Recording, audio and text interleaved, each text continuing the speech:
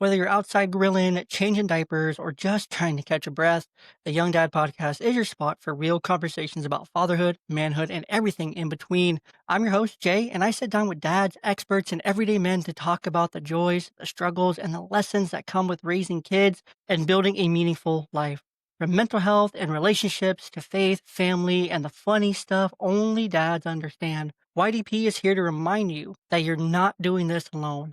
So grab a juice box, grab a snack, kick back, and join the conversation because fatherhood doesn't come with a manual, but it should come with a podcast. A college football tackle in 1970 changed everything, leaving today's guest a C4, C5 quadriplegic. But what didn't change? His expectations. He finished Cornell, the first ever quadriplegic graduate, earned dual masters, a law degree, and tried cases for 40 plus years at Nassau County ADA while raising triplet boys. This is a story about redefining limits, leading with dignity, and building a legacy that outlives circumstance. So whether you're outside grilling, mowing the lawn, changing dirty diapers, or maybe you finally got a moment to sit down, relax, and listen to your favorite show, thanks for being here and thanks for tuning in. Today's guest is Ken, quadriplegic lawyer, Cornell and Columbia graduate, longtime Nassau County Assistant District Attorney, and Deputy Bureau Chief, disability advocate, and proud father of triplet. His memoir, I Dream of Things That Never Were, the Ken Kunken story that came out in 2023, captures a lifetime of grit, service, and expectation setting that lifts everyone around him. So make sure you grab your juice box, grab a snack, and let's jump in today's real and honest conversation. And of course, welcome Ken to the show. Ken, welcome. Thank you, Jay. Thank you for having me as your guest. Of course, of course. So let's go back all this time to 1970. So you're playing college football and a tackle happened, and pretty much what happened after that? I mean, we kind of told a little bit, but what like went through your mind? Did you know right away? What was that next thing that happened next? Okay, well, I was playing on Cornell's lightweight football team. We were playing in a game against Columbia University. The game was at Cornell, and it was on a kickoff. I ran down the field, tackled the ball carrier, and I felt like there was an electric shock shooting through my body. And I lost all movement as well as all feeling below my shoulders. So I didn't know what the extent of my injury was. I didn't know that I had damaged my spinal cord. I hadn't even heard of a spinal cord injury before my injury. So I was pretty much in the dark, just like everybody else was, while I was laying on the field, why I couldn't move. What was it like realizing that you couldn't move, and like now your life is probably changed for forever? You know, everything changed. Firstly, before my injury, if you would have asked me to describe myself, I would have talked about how in high school I started on the varsity football team. I started on the varsity baseball team, the varsity wrestling team. I played on 3 or 4 different intramural softball teams. I worked during the summer as a lifeguard, and I probably would have added at the end, and I was a fairly good student as well. So I always thought of myself first as an athlete, and second, that I had a pretty good mind and also was a good student. So suddenly my life totally changed. Here I was with no physical movement and totally dependent now on my intellectual abilities. And so what kind of toll did that have on you at first, realizing the physical's like gone? It was And devastating, devastating. I mean, I need to rely on everybody for all my activities of daily living. I might add that I was still on the field and they put me on a stretcher and lifted me up to carry me off the field, it felt like I had been decapitated and they were just carrying my head off the field. That's what I thought. Suddenly, I had no body. I just had a head. And that was the extent of my being at that time. that's crazy. And so what kind of things happened next? Like where did you go? Did you go straight back to classes, or what was like the next step in life like after right after that? What were some of the challenges that you faced like immediately after like moving forward? Well, I spent the next 9 months and 20 days in various hospitals and rehabilitation centers. And at the time, very few people even told me what the extent of my injury was and what a spinal cord injury entailed. And when I was moved to a rehabilitation center, I met for the first time many people that were injured far longer than I was. And they didn't seem to be doing much of anything with their lives. Most of them just seemed to be sitting home. Now, remember, I got hurt in 1970. This was more than 20 years before the Americans with Disabilities Act took effect.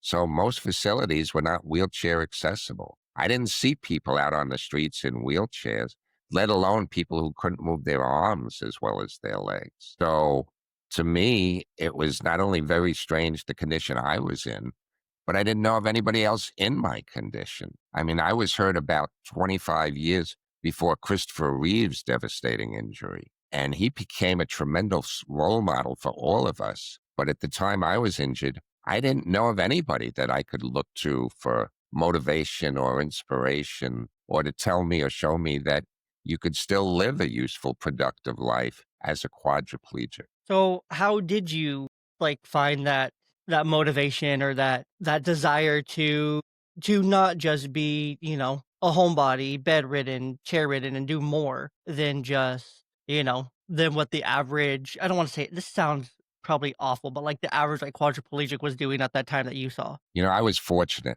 that I had a very supportive and encouraging family and group of friends that kept encouraging me that since I still had my mind, there was a lot that I could do.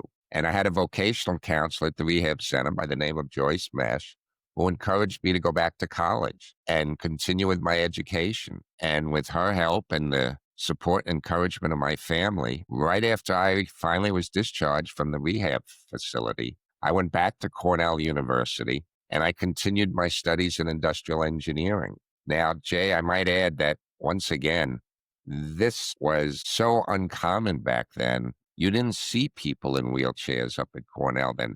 There was one other student who had used a wheelchair. He was injured also when he was up at Cornell, but he was a paraplegic. He had the use of his arms. I had to be wheeled around everywhere that I went. Almost every building at Cornell had steps in front of them, and there was not one ramp or curb cut on the entire campus. My first day back at school, I had to be either pulled up or bounced down close to 100 steps just to attend my first day of classes. Wow. And so going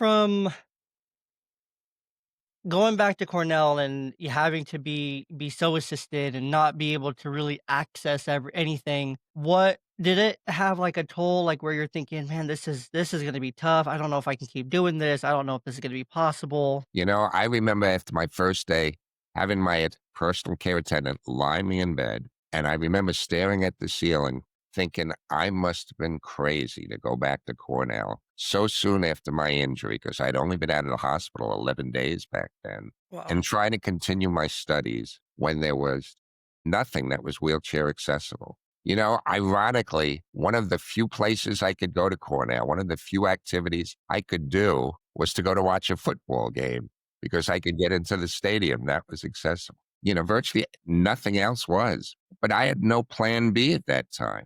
I didn't know what else I would do if I didn't make a success out of this. Yeah. I mean, was the plan to what was the plan before the injury? Well, before the injury, I was studying industrial engineering. And here I was at one of the most prestigious schools for engineering in the country. While I was in the rehab facility, it seemed like the medical professionals were reluctant to answer any of my questions. But they had put out a pamphlet that told you basically everything about what somebody with a spinal cord injury could expect or do depending on the level of their injury. I'm hurt between the fourth and fifth cervical. When I looked for the level of my injury, they had a page that talked about possible careers. And the only thing that I saw back then was that someday I may be able to sell magazine subscriptions over the telephone. And I was devastated. And in fact, at that time, I couldn't even dial a telephone or take notes or write anything. So I thought even that may be too difficult for me. Yeah. I mean, it makes sense. If the only thing you can read is saying that you need to use your arms and your hands, that's gonna be pretty discouraging. That's gonna not feel great and You know, Jay, be this was well before the age of laptop computers. In yeah. fact, the phones then were rotary phones. They weren't even touch tone phones. So we're talking about 55 years ago. So how did you do, like, schoolwork and coursework and all the classwork? I'm sure Cornell offered you accommodations because of the injury, but how did you just you got multiple degrees, obviously you got a bachelor's, 2 masters, and a law degree. How did you get that during this time where there wasn't the computers, there wasn't the technology, and times looked a bit different in that sense? Well, it was really difficult. I remember going to class my first day, couldn't concentrate at all because I was so worried about being pulled up and down all of the steps and sitting there listening to professors, and I couldn't take notes. So it was really, really difficult. And they really didn't have any special accommodations for me. They had converted a room in a dorm that used to be a lounge to make it a little bigger for me to have a dorm room.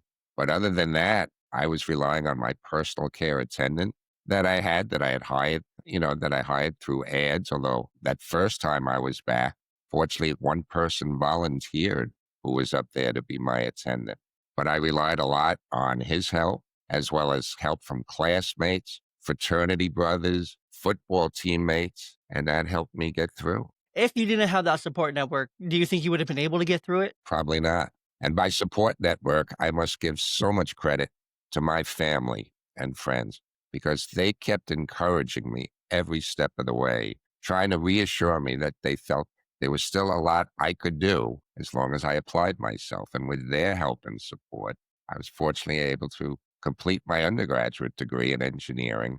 But I knew engineering really wasn't a viable field for me. An elective I took in psychology, my professor there by the name of Dr. James Moss took an interest in me and felt I could make a difference to others if I worked as a counselor. So with his encouragement, I changed my career goal and went on to earn a master's degree at Cornell in counseling and student personnel administration, and then increased my counseling credentials. I went to Columbia University, the school I was actually hurt playing against when I had my injury, and got a second master's degree, this one in psychological counseling and rehabilitation. And I want you to think about this, Jay. At that time, I now had 3 Ivy League degrees, 2 from Cornell, 1 from Columbia, 2 master's degrees, and no one would hire me.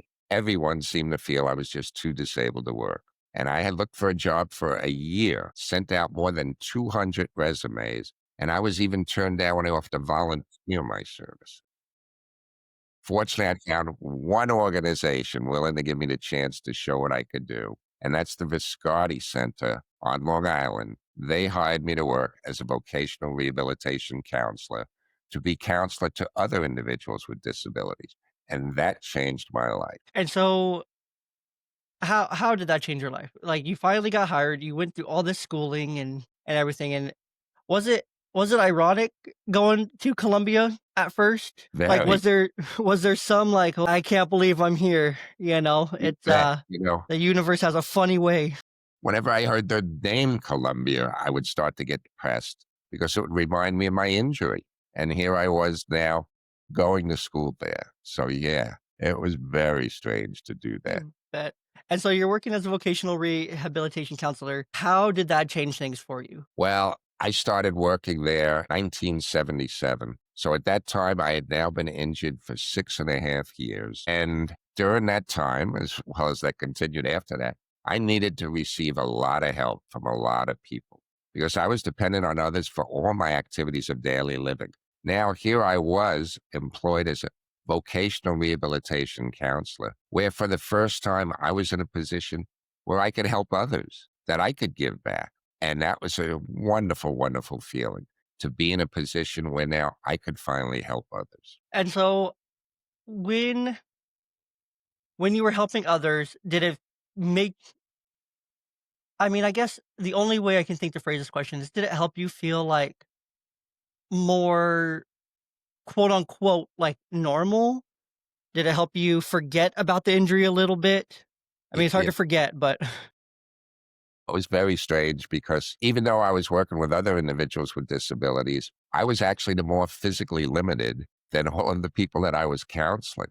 But it gave me the self-confidence to know I still was in a position where I could help people, that I Mhm. could still work, that I could still earn money and make something of not only my life, but to be served as some type of role model for others. I saw people I was counseling looking at me with pride that somebody with a disability could work and help people. And it just made me feel so much better about myself. Yeah. Well, because I think if you're on, the other side of And, like, if I was facing a serious disability or something and I was on the other side from you in that situation, I would have to think as, like, the person receiving the services. Like, maybe it's not that bad kinda thing. Maybe I can work through this. Maybe if he can do it, I can do it kind of thing. I would take a lot of encouragement from that personally, seeing someone, and I don't want to say like worse off, but like you said, more physically limited or more limited that has been more impacted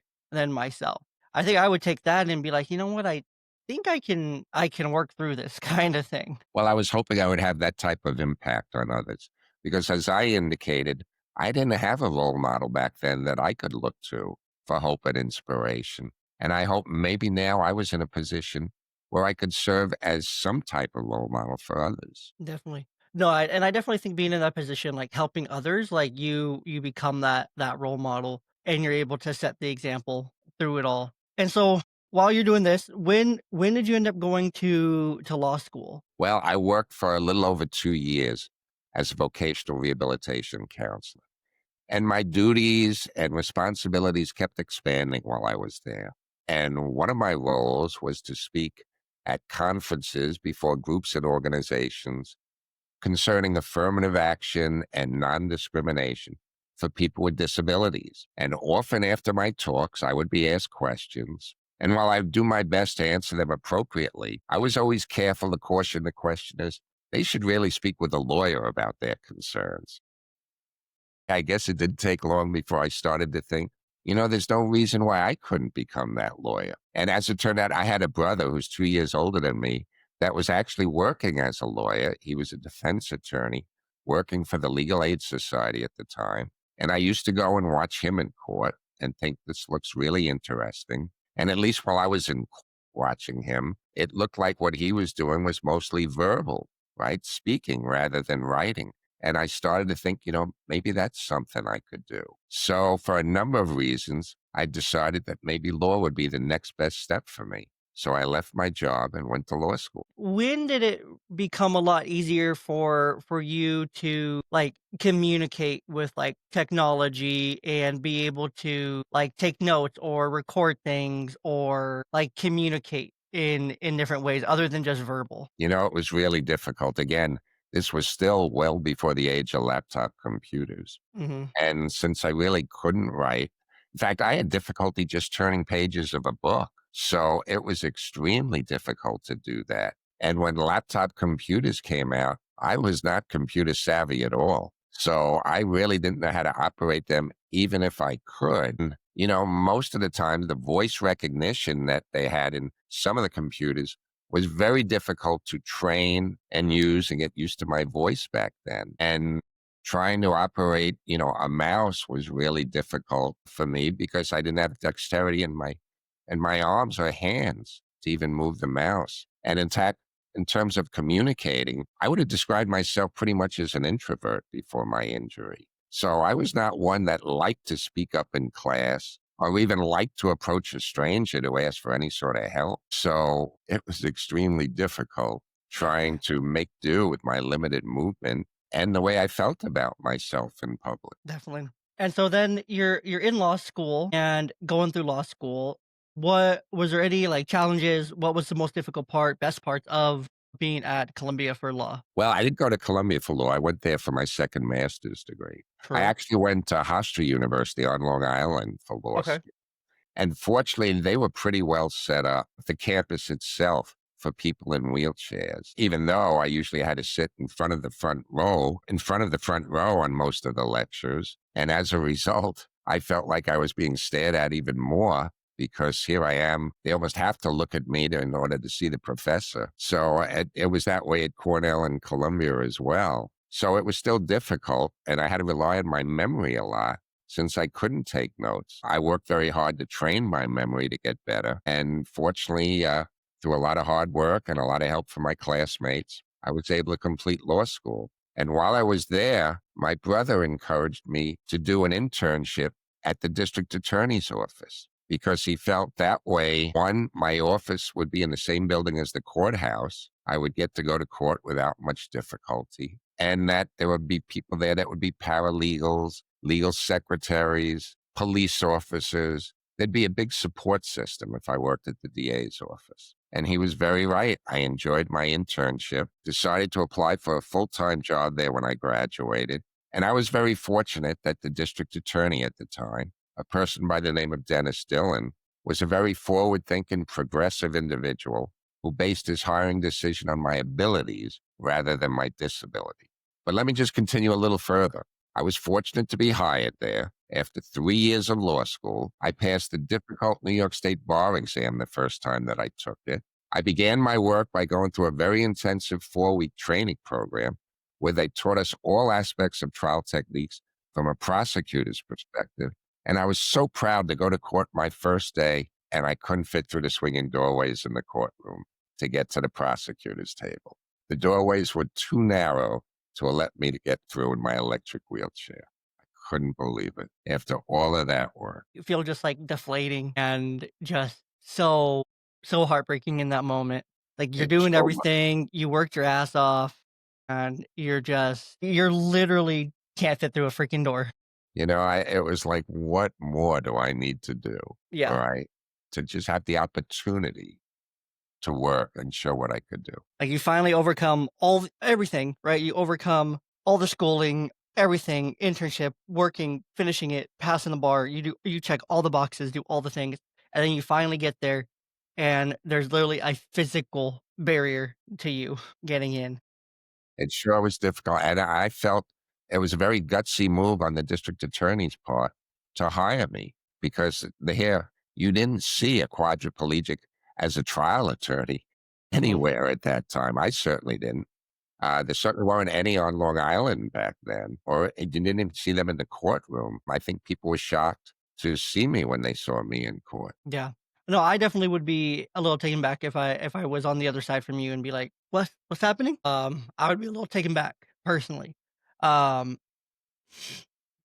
and so after that first court experience, what did anything else, like, change? Was there anything else that, like, came along with working at the DA's office and moving through that? It was very strange because, again, this was well before the Americans with Disabilities Act.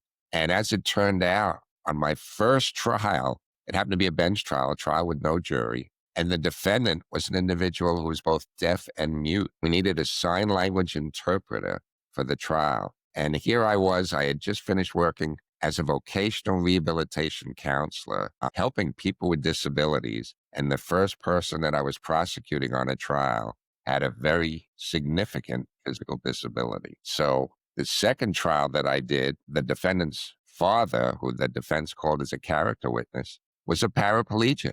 And here I was cross-examining somebody else in a wheelchair. And I'm thinking, boy, what a trajectory my career has come. My Yeah. first two cross-examinations were an individual who was deaf and mute and an individual who's in a wheelchair. Couldn't believe this is how I started my career. So did you was there, like, any? Because I know you obviously you have a job to do, right, in that moment, but was there any, did you feel for those people? You're like, "Man, I get what you're going through," and did it make it harder to, to do your job? It sure did. I mean, I always thought that if I actually ever did go into criminal law, I would go in as a defense attorney. That's what my brother did. And to think here I was on the other side, it was quite an adjustment.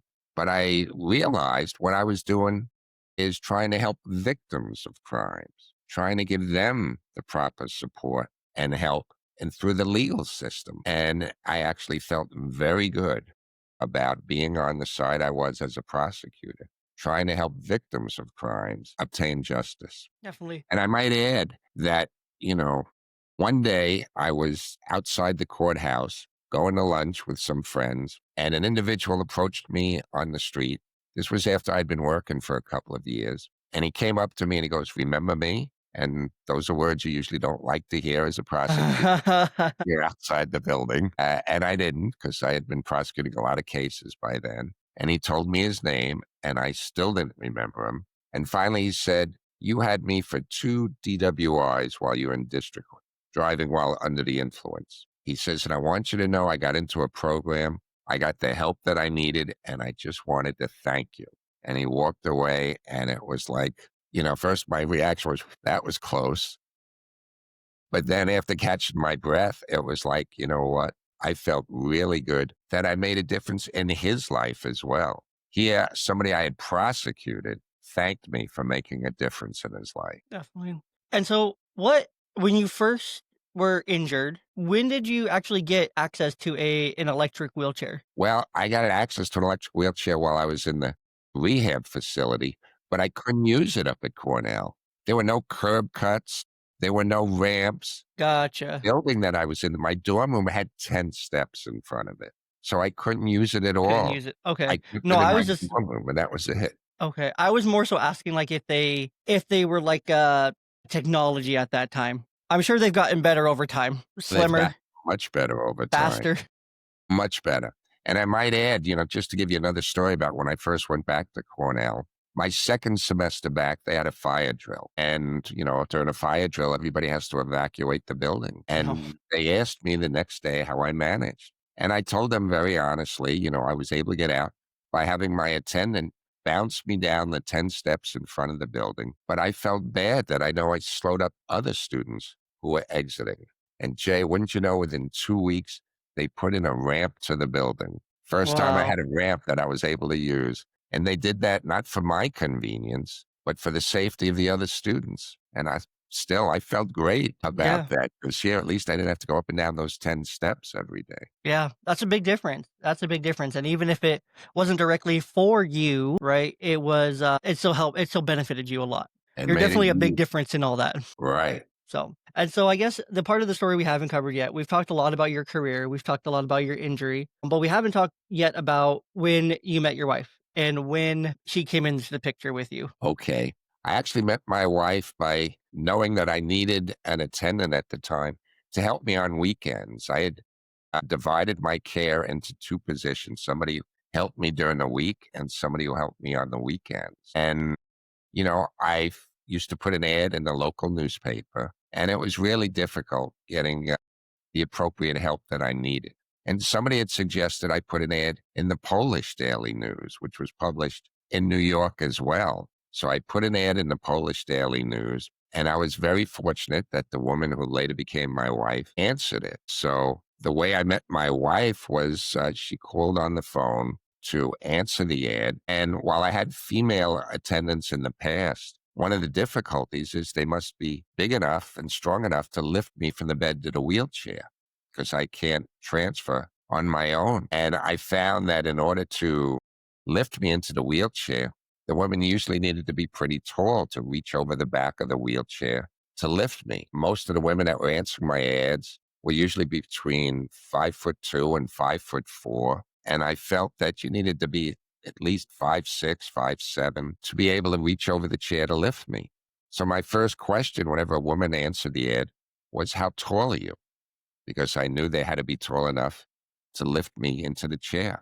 And I remember asking the woman who answered my ad, who later became my wife, how tall are you?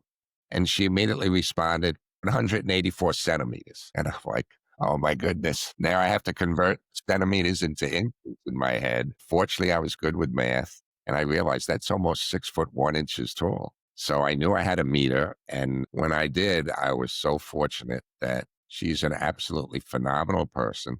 Her name is Anna. She's actually sitting just off to my right, just off camera. And she's made an enormous difference in my life. And so I guess how did you convince her to marry you?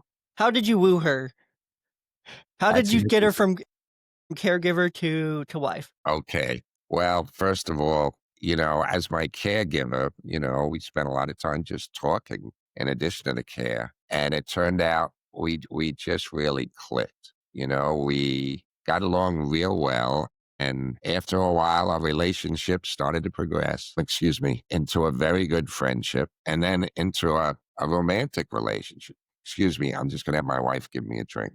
You're fine. But, I told my wife early on that there would be no long-term future. I would never consider marriage. I just didn't think that was something in my future. I thought it may be too limiting to the woman to marry me. And I made it very known that I would never get married. So marriage was out of the question. And I had an aunt by the name of Betty who when I told her this, she kept trying to encourage me not to feel that way, that she felt I still had a lot to offer in a relationship. And she encouraged me to be open to it. I still would have never been, felt confident enough to ask Anna to marry me. And as it turned out, Jay, she actually proposed to me. She actually proposed to me. Boy, you wrong That's right.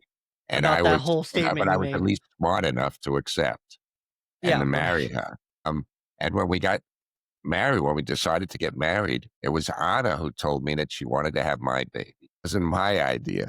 It was Anna. And I ruled that out as well. I mean, I just didn't think that was a possibility for me. At the time, I had been paralyzed for more than 30 years, and I was already in my 50s. So the thought of becoming a dad was just not in my thought process at all. But Anna encouraged me to pursue it, and she looked into various options. And one of those was in vitro fertilization. And she encouraged me to pursue it. And I did. And it wasn't easy. And remember, this was quite a while ago, but through the miracle of science, Anna became pregnant. Yeah, that's a different time too, because that was what, the 80s, right? Well, no, now it was in the early 2000s. We got married Okay, in 2003. So at the gotcha. time, I was in my 50s. And, while in vitro was taking place, you didn't hear a lot about in vitro for somebody with a spinal cord Yeah. injury. No, I was gonna ask too, kind of how, because there's this couple that I actually follow on TikTok. He's a paraplegic, and his fiance, he became a paraplegic in 2022. His name is Nevin. He has a T7 spinal cord injury, and his fiance's name is Amber. And I enjoy their content, and I like him sharing his story, and they share about because people on TikTok are really weird and they ask those kind of questions about like how and stuff, and they're rather open about it, but they share like the only way pretty much that they will reliably be able to like start a family is going to be through IVF. And so that's what I was going to ask, because it was like, how everyone's curious, how did that work? How did you end up with triplets? Boy, well, it was difficult. And, we tried IVF through, first they tried what was called electroejaculation. And I went through a few different procedures and it didn't work for me. So I was really discouraged, but I had a wonderful doctor by the name of Dr. Bruce Gilbert who kept encouraging me that it would still be possible for me to father a child, and eventually decided that what we needed to do was to have surgery. And we actually had surgery on my scrotum to extract viable sperm and have it implanted into my wife, Anna. And miracle on miracle, she became pregnant. And at the time, we had 3 viable embryos. And the doctor suggested, his advice was, let's implant all 3 and hope that at least one took, right? Because even the chances then Yeah, seemed really very slim. remote, Yeah. right? I think that's pretty common, I think, too, with Yeah. IVF, is that you And implant multiple at the same right. time. Well, we had Really? 3 that were doable, and, both Anna and I each had a brother and sister that we're very close with, and we talked about, if we're gonna have a child, wouldn't it be great if we had it more than one? And my sister has identical twins, and I thought, wouldn't it be great if we ended up with twins? Wouldn't that be ideal? So we'd only have to go through IVF once. And while IVF at that time was becoming more common, Mhm. and that, they were finding more and more that it was doable, it still was a long shot in our case. But they implanted 3 embryos, and I was present during the sonogram when we saw not just 1 or 2, but 3 viable embryos Wow. implanted that were taking, and I couldn't believe it. Here we was, she was pregnant with triplets. That's crazy. And so when you did become a father, a little bit later in life, right? What kind of went through your mind? What kind of things were you thinking? Now you have 3 boys. What kind of how did that change kind of that this next phase of your life, like moving forward? How everything changed. One of the first thoughts was, how am I going to get them home from the hospital? Here I had a minivan, and we tried to look for car seats, and the minivan to accommodate both me and 3 babies at one time, which was really difficult. Plus, we have to remove the middle seat in the minivan just in order for me to get in and out of the van. It was difficulty just finding enough car seats that was small enough, but big enough for the babies to fit in the van with me in the van to get them home from the hospital. So initially we had a nanny to help out, but it was still really difficult. The nanny needed some time. And what were we going to do when the nanny left? Here, my wife was also my caregiver. Just to tell you what feeding time was like, when we had no nanny, is we'd have the 3 boys in the high chairs around the table, and me and my wife, Anna, all at the same table. And my wife would give a bite of food to my son, Joey, then a bite of food to my son, Jimmy, then a bite of food to my son, Timmy, then a bite of food to daddy, to me, then a bite of food to mommy, to Anna, and we'd go around the circle. And that's how we would eat. I tell you, it was quite a show, Jay, if anybody was there to watch it. I love it. And so how did fatherhood overall like change how you like approach like your work or approach like your day to day or even like approach like your own like personal like struggles and things like that? How did it change things for you? Well, it changed it in every way you could possibly think of. Firstly, it took my mind off myself and my disability and all the worries I had Boy, about how I was going to get through each day. And I spent most of each day worrying about my boys, my children. I spent hours and hours wondering, how are we going to make this work? And how am I going to be able to provide for? I know when I was injured, my father, really stepped up and he provided me with whatever financial help I needed. And I really questioned, would I be in a position to not only support myself and my wife, but 3 children? I mean, I had a good job. I was working as an assistant district attorney, but raising 3 kids as well as my medical expenses was a substantial sum I knew I would need. And unfortunately, since I couldn't help with the physical care at all, I knew my role was mostly as a provider, to continue to provide support for my wife and for my children. And, I was worried what would happen if I ever lost my job? How would we make this work? And Jay, I think I worried morning, noon, and night how we were going to make this work. And it just changed my whole perspective on things, on life, and a reason to live. Now I knew every second I was devoting my life to making my boy's life as good, as pleasant, as wonderful it could possibly be. And in fact, I even appreciated more how devastating it must have been for my father when he learned of my injury. If I even thought that anything could happen to one of my children, it would be devastating. And it made me think about all of those things. But it yeah. just brought so much pleasure to my life, so many smiles, just to look at my boys and just feel so good about watching them grow and develop and watching my wife care for them. And it changed everything in my life for the better, every single thing for the better. I might Yeah. add that whenever people saw me with my boys, they always thought I was their grandfather, not their father. And people would always come up and say, "Oh, you must be such a proud grandfather." So that always put things in perspective for me as well. But Definitely. it's been great. I love it. And so that's so cool because I it's so cool to learn about other people's like fatherhood journeys. And we all share a lot of the same things across the lines, right? No matter where you are. Just the smiles, the joy. And honestly, do you think if you wouldn't have had the boys, if things didn't work out back in the early 2000s, do you think you would have had the same, I guess, motivation and will to keep going on if you didn't have the boys? Definitely not. Definitely not. I mean, it gave me a wonderful reason to get up every morning with a smile on my face and to try and look happy and positive because I never wanted my children to see me depressed in the least little way or to see that I was worried about anything. I wanted to put on a happy face and help and support them and my wife in every way possible. And it just gave me a reason to want to not only survive, but achieve more and more to make my children proud of me as well. Definitely.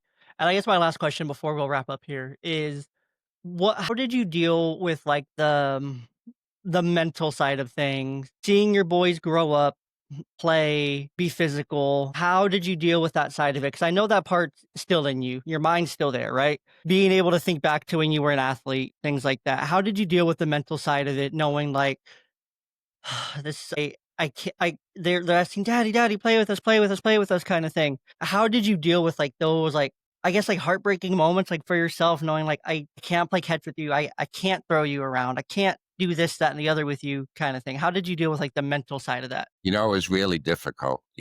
As I indicated, growing up, my life revolved around sports morning, noon, and night.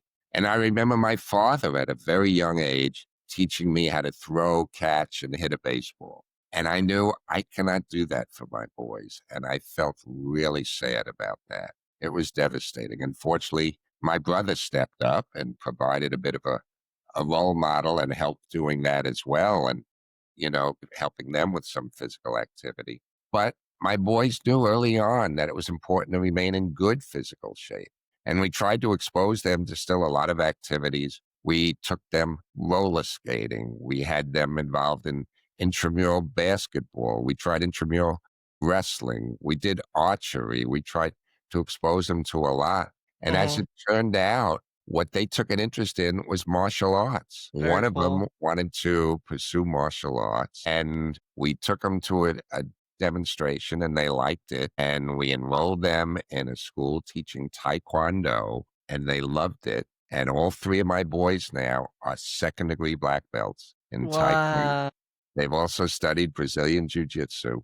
And I felt so good. One of my concerns was growing up, So if there was they a had lot of gotten. beating up on each other as they were That's growing up. right. Yeah, but also others, maybe they'd be bullied and they wouldn't be able to defend themselves, and I couldn't help. And here, I was so glad to see that they like martial arts. I was certainly worried about them Of being course, into yeah. any sport, but they liked it, pursued it. They later became instructors in it.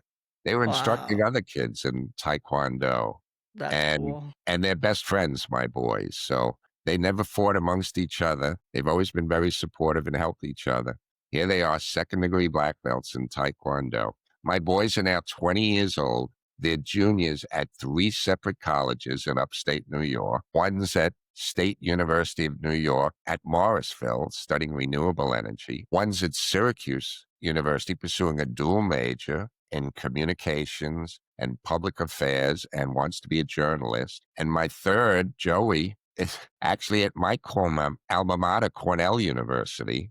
He's Wow. pursuing mechanical engineering, and they're all doing just great. And I am just so proud of them. I can tell how proud you are just talking about them and You bet. thinking back through the stories, like, I can tell there's a part, right, that, there that natural part of you as a father, right, that feels, for the things that you didn't get to do, but overall, I can tell very much so that you're just so happy, so pleased, and so proud of how things did turn out long term, and It it's really sure great is. to see. Best part of my life, no question about it. And it's just wonderful to spend time with my children, but also to see how well they get along with each other Mhm. and are best friends. And in fact, last weekend we were up at Cornell visiting my son Joseph, and unfortunately, he had an attack of appendicitis and had to go to Oh, the hospital. And we spent a good deal of the time sitting by his bedside while he was in the hospital getting the appropriate treatment. And his two brothers came often, to visit and help when they could. And I know it's so frustrating for me not to physically be able to help, but it's so encouraging to see his brothers mhm. helping in any way they can. And the Yeah. fact that they've remained so close these times. I think that's so comforting too, like, as a father, like, knowing that, because when that, natural time comes for all of us, like, you can rest easier knowing, like, "Okay, they got each other. They got each other. Right. They're gonna be okay." I think that's amazing. Alright, Ken, well, let's jump into the dad zone here and then wrap this thing up, shall we? Sure. Dad zone's designed as a few questions to kinda bring our conversation to a wrap up, a conclusion here, with some fun. Because sometimes we get into heavy topics, sometimes we talk a lot of things that may be a little bit heavy, so a little fun at the end never hurts anyone. And so the dad zone, first question is, does pineapple go on pizza? Not on my pizza, and Love it's it. never gone on any of my kids' pizza, Love but it. they enjoy a lot of different foods. And I might add, my wife's a vegetarian. So my Okay. boys have grown up knowing their mother doesn't eat meat or fish, and they all have different types of appetite and foods they enjoy, but pineapple on pizza is not one of them. Good. Who are 3 people, dead or alive, that you would like to invite over to have dinner with you? Well, one of them, of course, would be Barack Obama. I have found him to be such an inspirational figure. And the fact that he grew up having, one parent who was African American and one that was white, in many ways reminds me of my relationship with my wife. I mean, my wife and I are different in so many ways. One of them is she is Catholic and I am Jewish. So growing up, we've exposed my boys to both religions, right? We celebrate holidays for both religions at our home. And I wanted them to be exposed to the fact that there are people with very diverse backgrounds that not only can get along, but learn a lot from each other. So I Yeah, found Barack Obama to be a perfect example of how somebody with his background could rise to be one of the most inspirational people in the world. very cool. Two more people? Well, one is, in terms of meeting people, I'm still active in the Viscardi Center where I worked before I went to law school. And I brought my boys there a number of times. And I wanted them to see that people with disabilities can be so helpful and still do so much for so many other people. So I've met people at the Viscardi Center, and without picking out anyone in particular, I find so many of them are just so inspiring when I see not only the hardships that they face and have overcome, but how they handle the daily challenges in their lives and how they've gone on to help others. Love it. And then what is one piece of advice that you would offer to a new dad, age 18 to 22, just starting out his fatherhood journey? Basically, to be there with your children. They look at you, they look towards you for help, advice, for guidance, for inspiration. And we all know that we don't know all the answers, that we're often learning at the same time our children are learning.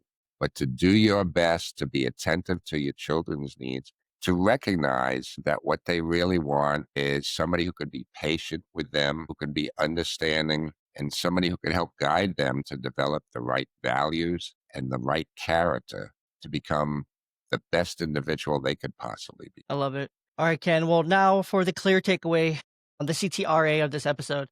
The CTRAs are an opportunity for you, the listener, to reflect and to think back on this episode and to know what you're taking away and some reflection and some action for you moving forward. So, the takeaway I want you to have this week is limits are real, so is agency. Standards and systems turn hope into outcome. Reflection, where are you lowering your expectations because the path isn't paved?